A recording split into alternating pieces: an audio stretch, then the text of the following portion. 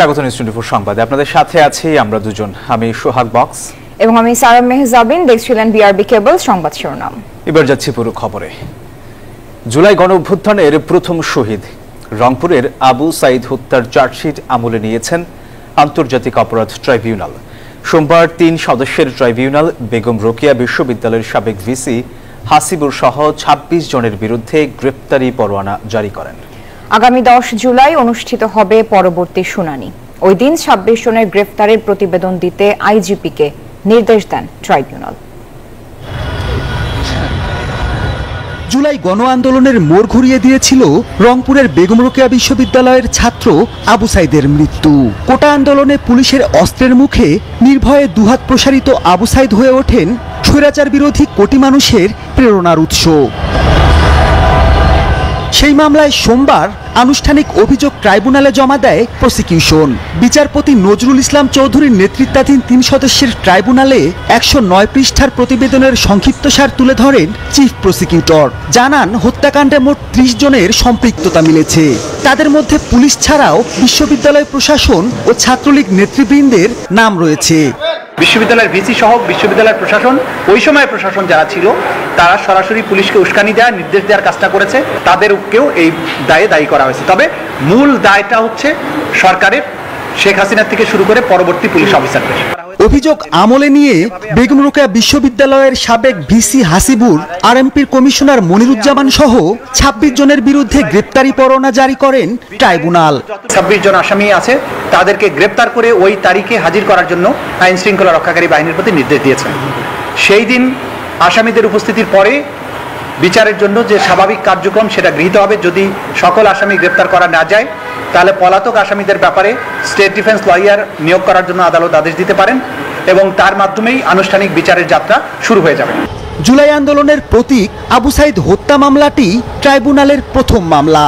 এই মামলার পরবর্তী শুনানি হবে আগামী ১০ জুলাই। হত্যার অভিযোগে কারাগারে থাকা ৪ আসামিকেও ওই দিন হাজির করার নির্দেশ দিয়েছেন আন্তর্জাতিক অপরাধ ট্রাইব্যুনাল। মাহমুদুল হাসান, নিউজ 24, ঢাকা।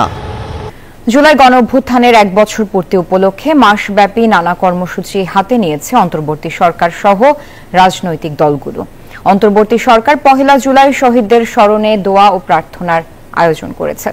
একই সাথে জুলাই হত্যাযজ্ঞের খুনিদের বিচারের দাবিতে গণস্বাক্ষর কর্মসূচি শুরু হবে, যা চলবে ১ আগস্ট পর্যন্ত। বিএনপি ও জামায়াত সহ রাজনৈতিক দলগুলো জুলাই মাসব্যাপী আলোচনা সভা, সেমিনার, বিজয় মিছিল, মৌন মিছিল, ছাত্র সমাবেশ, রক্তদান, গ্রাফিতি অঙ্কন কার্যক্রম সহ ভিন্নধর্মী নানা আয়োজন হাতে নিয়েছে। স্বরাষ্ট্র উপদেষ্টা জানান, জুলাই আগস্টকে কেন্দ্র করে আইন শৃঙ্খলার কোনো হুমকি নেই।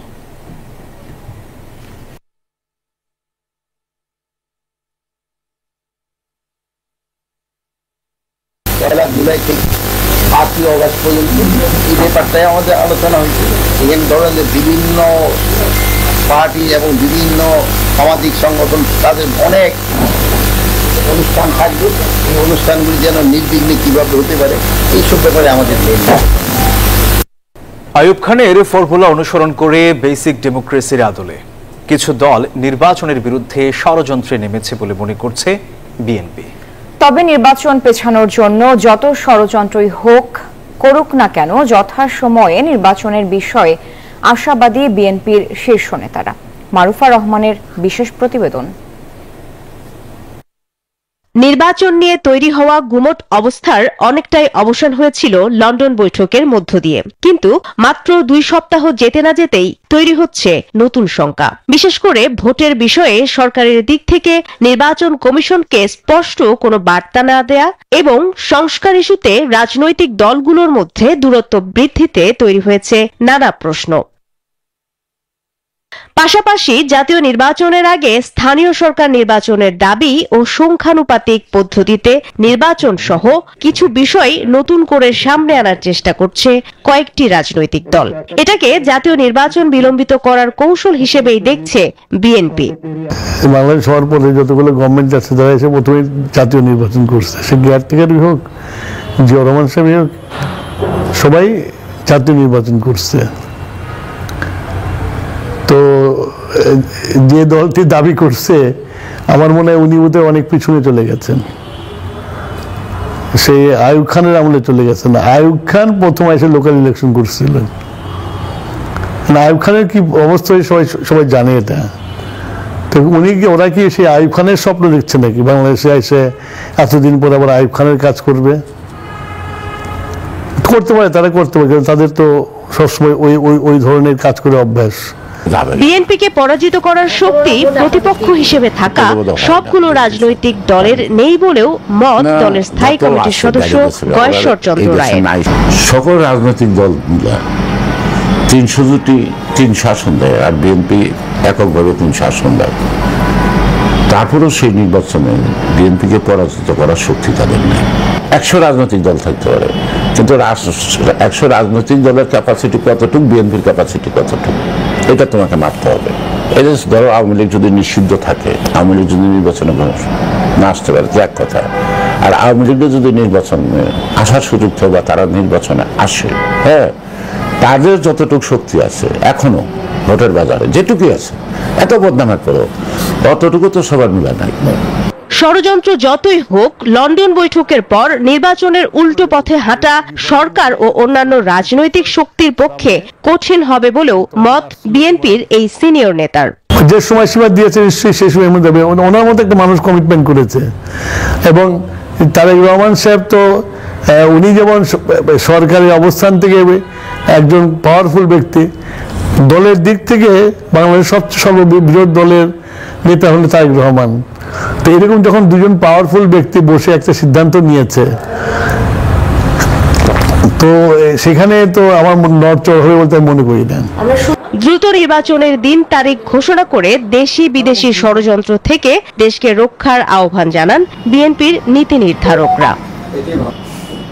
মারুফা রহমান, নিউজ 24, ঢাকা। নির্বাচিত সরকারের সঙ্গে কাজ করতে চীন মুখিয়ে আছে বলে মন্তব্য করেছেন বিএনপি মহাসচিব মির্জা ফখরুল ইসলাম আলমগীর। বিকেলে গুলশানে বিএনপি চেয়ারপারসনের কার্যালয়ে সম্প্রতি দলের চীন সফর নিয়ে আয়োজিত সংবাদ সম্মেলনে একথা বলেন তিনি। মির্জা ফখরুল জানান, সফরে রোহিঙ্গা প্রত্যাবাসন, তিস্তা প্রকল্প এবং রাজনৈতিক পর্যায়ে বিভিন্ন বিষয়ে বিস্তারিত আলোচনা হয়েছে।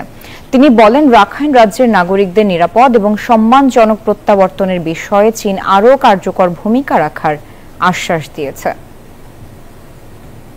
ভারপ্রাপ্ত চেয়ারম্যান জনাব তারেক রহমানকে চীন সফরের আমন্ত্রণ জানিয়েছেন এবং দ্রুতই একটি নির্বাচিত সরকারের সাথে নতুনভাবে কার্যক্রম শুরুর ব্যাপারে চীনের পক্ষ থেকে আশাবাদ ব্যক্ত করেছেন।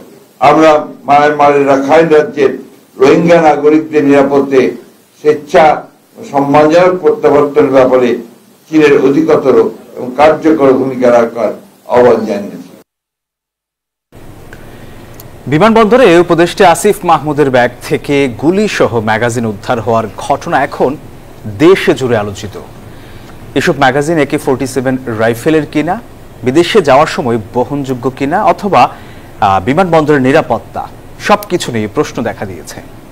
তবে ভুলবশত এসব ম্যাগাজিন তার সাথে চলে গেছে, ফেসবুকে এমন ব্যাখ্যা দিয়েছেন আসিফ মাহমুদ। স্বরাষ্ট্র উপদেষ্টাও এই ঘটনাকে একটি ভুল বলে জানিয়েছেন। তবে এগুলো AK-47 এর নয়। মরক্কোর মারাকেশে অনুষ্ঠেয় ওআইসি ইউথ ক্যাপিটাল ইন্টারন্যাশনাল প্রোগ্রামে অংশ নিতে রোববার ভোরে উপদেষ্টা আসিফ মাহমুদ শাহজালাল আন্তর্জাতিক বিমানবন্দর দিয়ে দেশ ত্যাগ করেন। ভোরে বিমানবন্দরে স্ক্যানিংয়ের সময় তার ব্যাগে ম্যাগাজিন থাকার বিষয়টি ধরা পড়ে। এ ঘটনা আলোচনার জন্ম দেয় দেশ জুড়ে। অস্ত্র লাইসেন্স নীতি অনুযায়ী লাইসেন্স পেতে কমপক্ষে 3 বছর 3 লাখ টাকা বা তার বেশি আয়কর প্রদান করতে হয়।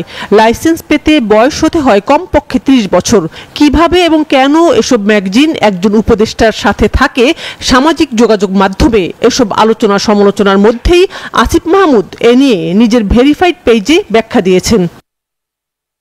সচিবালয় আইন শৃঙ্খলা সংক্রান্ত কোর কমিটির বৈঠকে স্বরাষ্ট্র উপদেষ্টাকে এই বিষয়ে প্রশ্ন করা হলে তিনিও ভুলে ম্যাগাজিনগুলো তার সাথে চলে গিয়েছে বলে জানালেন। এটা কিন্তু AK-47 না, এটা তারই একটা লাইসেন্সকৃত হাতিয়ার, পিস্তলের একটা ম্যাগাজিন থাকে, একটা খালি ম্যাগাজিনটা, ওইটা ভুলে ওনার রয়ে গেছিল। ওইটা বিদেশ যাওয়ার কিছু না, হয়তো ভুলে অনেক সময় আপনি দেখেন হয়তো চশমাটা নিয়ে যাবেন, ভুলে হয়তো চশমা না নিয়ে মোবাইলটা নিয়ে রওনা হয়ে গেলেন। এরকম এই ভুল, এটা একটা মানে জাস্ট একটা ভুল। যেহেতু এটা নিয়ে তো বাইরে ওনার যদি জানতে পারতো আগে, তো উনি কোনো অবস্থায় এটা নিতেন না।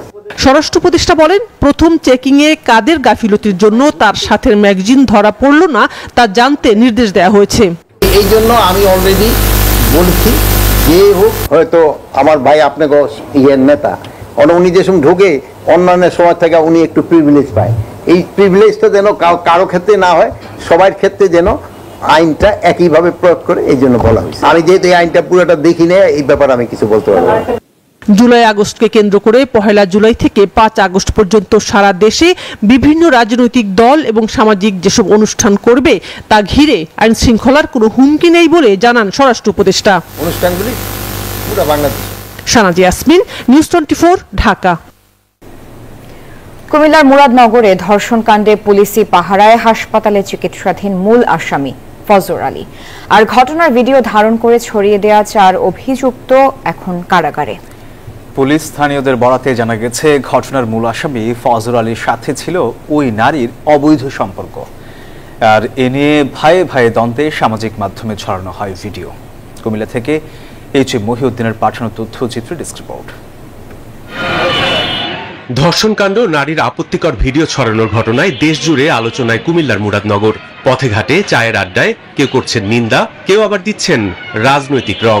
তবে স্থানীয় বাসিন্দাদের বয়ানে উঠে এলো নতুন গল্প। একজন বাসিন্দা বলছেন, ঘটনার মূল আসামি ফজর আলীর সাথে ছিল ওই নারীর অবৈধ সম্পর্ক। এ নিয়ে ভাইয়ে ভাইয়ে দ্বন্দ্বে সামাজিক মাধ্যমে ছড়ানো হয় ভিডিও। তারা সল্লা দিয়া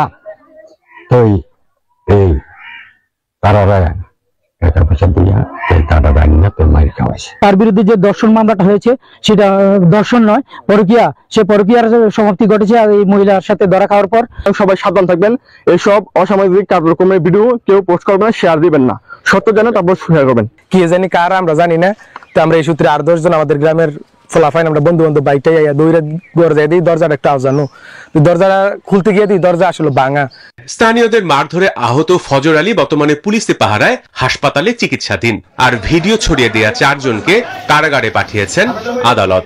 এই ঘটনায় এলাকার কয়েকজন ভিকটিমের কিছু ভিডিও ধারণ করে সোশ্যাল মিডিয়ায় ছড়িয়ে দেয়, তাদের বিরুদ্ধে আমরা আইনগত ব্যবস্থা গ্রহণ করব।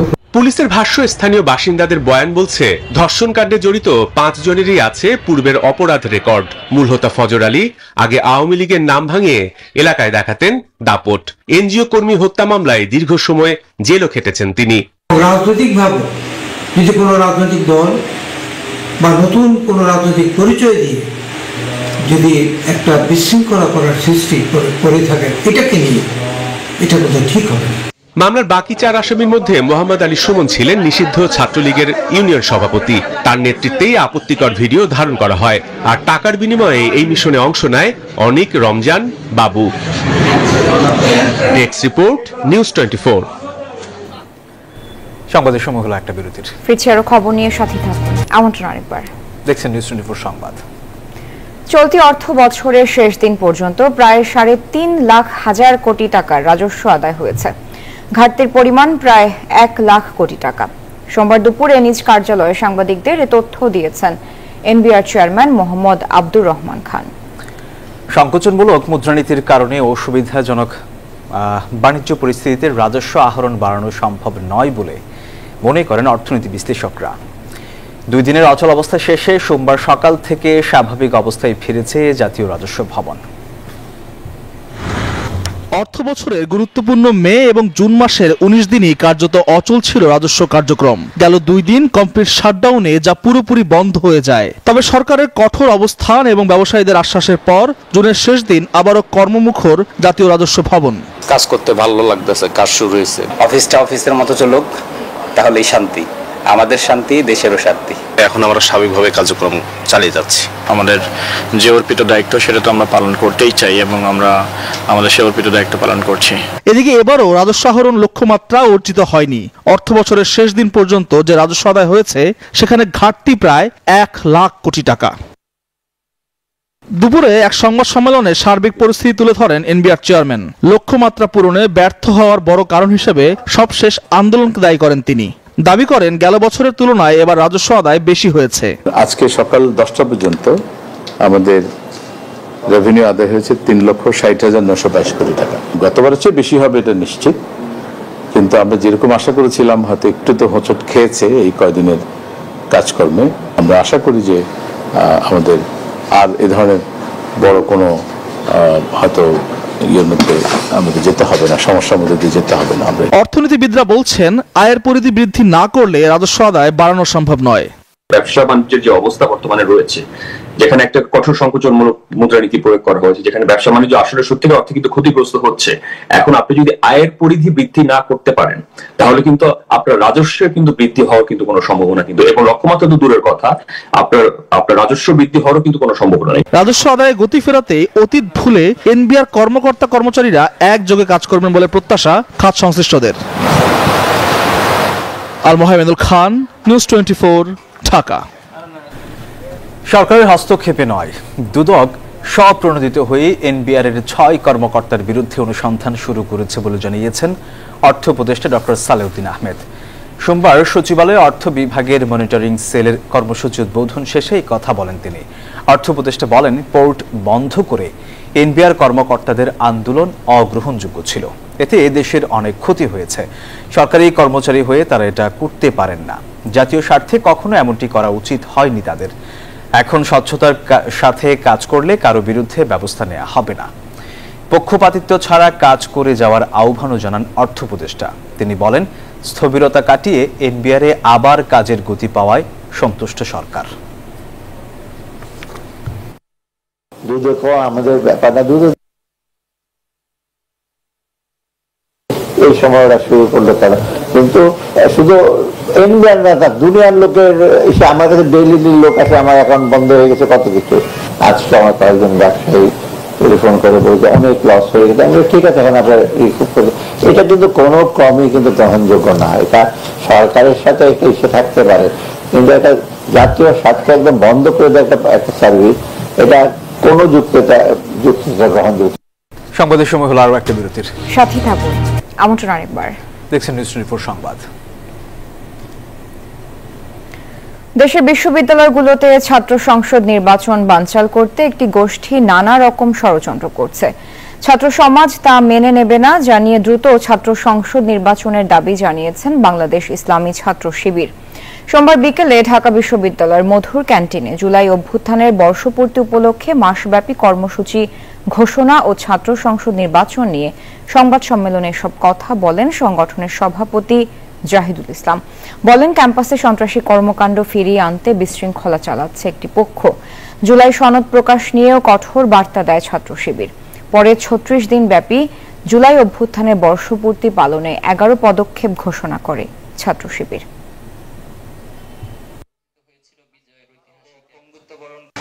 সচিবালয় সহ রাষ্ট্রের গুরুত্বপূর্ণ দপ্তরগুলোতেও গণহত্যাকারী খুনি হাসিনা দোসরদের উস্কানিতে অনাকাঙ্ক্ষিত বিভিন্ন আন্দোলন তৈরি করা হচ্ছে। বর্তমান বিশ্ববিদ্যালয়গুলোতে প্রশাসন ছাত্র সংসদ নির্বাচনের আয়োজন করতে আগ্রহ দেখালেও একটি গোষ্ঠী নির্বাচনকে বানচাল করতে নানা রকম ষড়যন্ত্র করছে। দুদকের ভুয়া প্রতারক চক্রের খপ্পরে যারা পড়েছে তাদেরকেও জিজ্ঞাসাবাদের আওতায় আনা হবে বলে জানিয়েছেন দুর্নীতি দমন কমিশনের মহাপরিচালক আক্তার হোসেন। বলেন, গত 2 দিনে 5 প্রতারককে ধরা হয়েছে।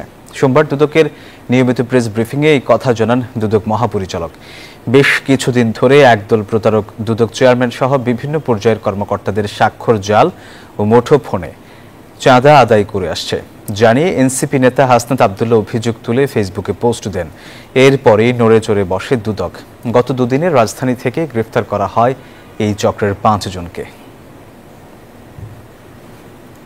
চার্জশিটকৃত আসামিরা কিছুদিন পর পরে জামিনে বের হয়ে আসেন এবং তাদের প্রতারণার কার্যক্রম পুনরায় চালু করেন। এই সংঘবদ্ধ প্রতারক চক্র যেন কোনোভাবে জামিনে বের হতে না পারে সে বিষয়ে যেন বিজ্ঞ আদালত এই বিষয়টি বিবেচনা করেন। প্রতারক চক্র সম্পর্কে সচেতন করা সত্ত্বেও আমরা দেখি যে মানুষজন প্রতারিত হয়ে এসে তার দায় দায়িত্ব দুদকের ঘাড়ে চাপানোর চেষ্টা করেন।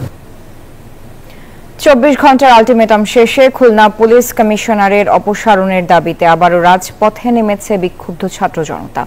সোমবার বিকাল ৩টার পর থেকে বৈরী আবহাওয়া উপেক্ষা করে আন্দোলনকারীরা মেট্রোপলিটন পুলিশ সদর দপ্তর ঘেরাও করে। পুলিশ কমিশনারকে অপসারণ করা না হলে একই সাথে মেট্রোপলিটন পুলিশ হেডকোয়ার্টার ও ৮টি থানা ঘেরাও কর্মসূচি ঘোষণা করেন তারা। তবে আন্দোলন থেকে সরে আসার ঘোষণা দিয়েছে আরেক পক্ষ।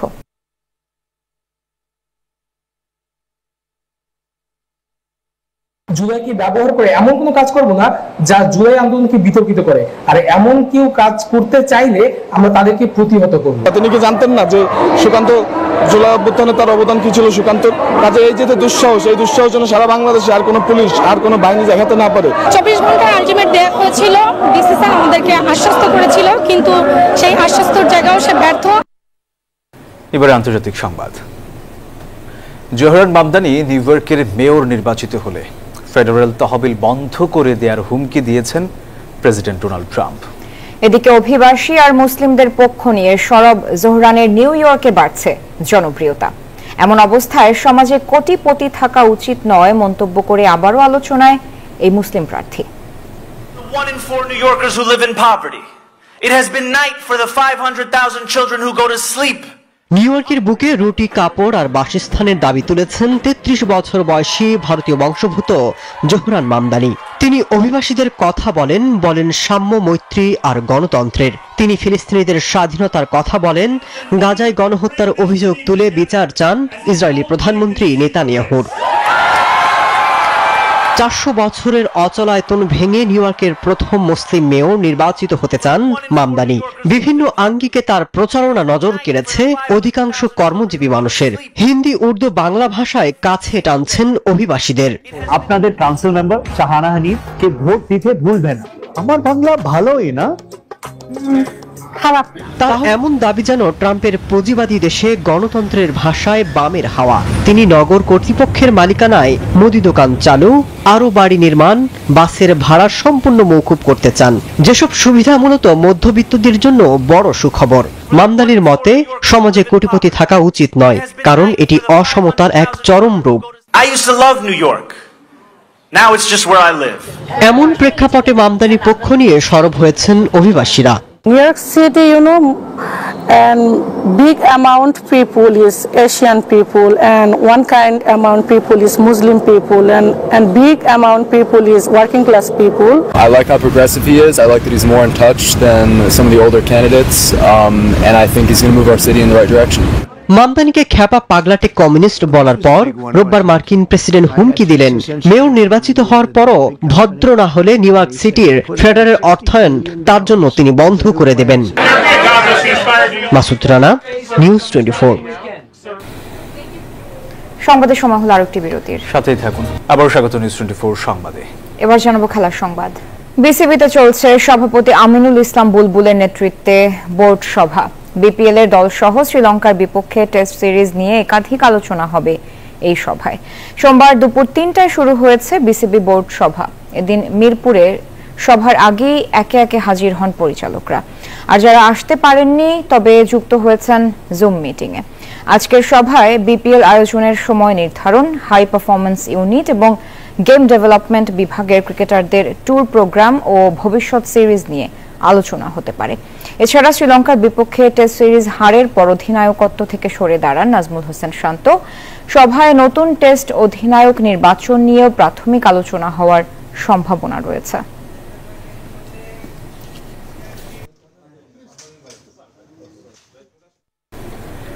দর্শক, এই ছিল নিউজ 24 সংবাদে। এতক্ষণ সাথে থাকার জন্য ধন্যবাদ সবাইকে।